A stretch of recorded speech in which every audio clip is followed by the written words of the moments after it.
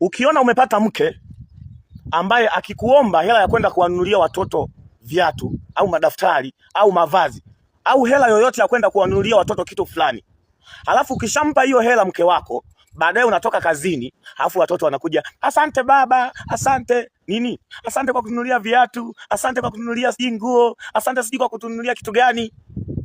Lazima umepata mke, umepata mke. Tena ikiwezekana huyo mwanamke mpende mpaka asahau kukuita mme wangu, akuite baba.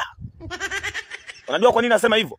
Wanawake wengi waliokuwepo kwenye ndoa huwa hawawaambii watoto ya kwamba hii pesa ametoa baba yenu, ya kwamba hii pesa ambayo mmenunulia mavazi au viatu au kitu gani ametoa baba yenu. Wanawake wengi hawasemi, wanawaambia watoto kwamba hii pesa ni ya kwangu, baba yenu yupo tu anazurura. Wamama wengi wanajenga chuki baina ya watoto na baba yao, na ndio maana tunasema